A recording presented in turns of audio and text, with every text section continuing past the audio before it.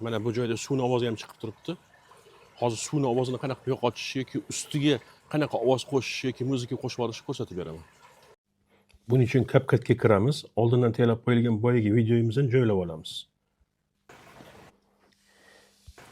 Videoni belgilab olamiz. Ovozni eshitib ko'ramiz. Belgilandi.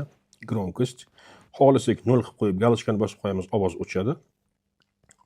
Xohlasak громкостьni bostirib, tag'in galishkani sal balandroq qilib qo'yamiz, ovoz boyagidan ko'ra balandroq bo'ladi. Bizga balandlik kerak emas, qaytarib o'zim joyiga qo'yib qo'ydim. Endi bu joyga oldindan tayyorlab qo'ygan ovozni qo'shishimiz kerak, muzika ovozini. Uning uchun извлечь knopkasiga kiramiz. Muzikali faylimizni tayyorlab qo'yganmiz, uni kirgizib olamiz. Sal o'ngroq tushib qolgani uchun barmoq bilan bostirib chapga surib oldim. Videoning tagiga tushdi. Eshitib ko'ramiz. O'z navbatida bu pastdagi ovozni ham baland yoki past qolishimiz mumkin bo'ladi. Uning uchun pastdagi ovozni belgilab olib, громкостьga kiramiz. Xohlasak baland qilamiz, xohlasak past qilamiz. Ya'ni o'rtada qoldirdim. Galishkani bosib qo'yildi. Yana ovoz yozishimiz mumkin. Uning uchun извлечь knopkasiga yana bir marta kiramiz da endi qushlarning ovozini qo'yib olamiz. Yana chaproq surib videoni tagiga joylab oldim. Mana videoni eshitib ko'ramiz.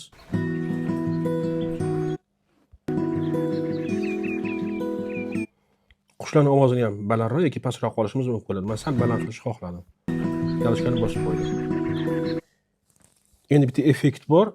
Uning uchun videoni oxiriga borib olib turib, hammasini kesib olib tashlashimiz kerak bo'ladi. Oldingi qanaqa qilib kesish oldingi darsimizda ko'rsatganmiz. Endi qarang, ovozni oxiriga qo'yasiz, вычисление knopkasini bosiladi. Bosdim. Pastdagi осветленияni oxiriga borib qo'ydim.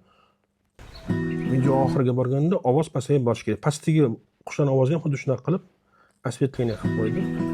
Galishkani bosib qo'ydim.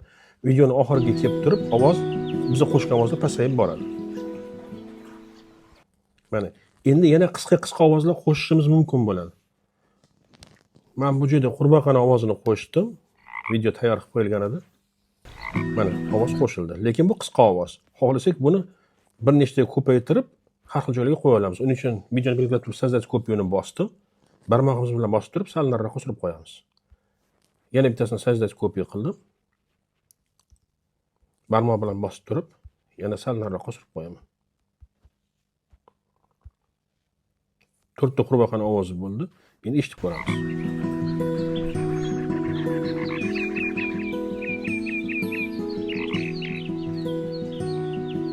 Videomiz tayyor bo'ldi. Export knopkasini bosib chiqib ketamiz. Videomiz galeriyaga saqlanib qoladi.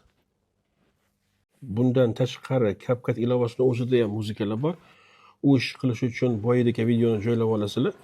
Faqat извлечь knopkasini bosmasdan звуки knopkasini bosasizlar. Звуки knopkasida mana har xil muzikalar bor. O'zingizga yoqqanini qo'yib, 10 tarafdagi plyusni bosib borsangiz bo'ldi. Siz xohlagan videongiz tagiga xohlagan muzikangiz o'z joylashaveradi.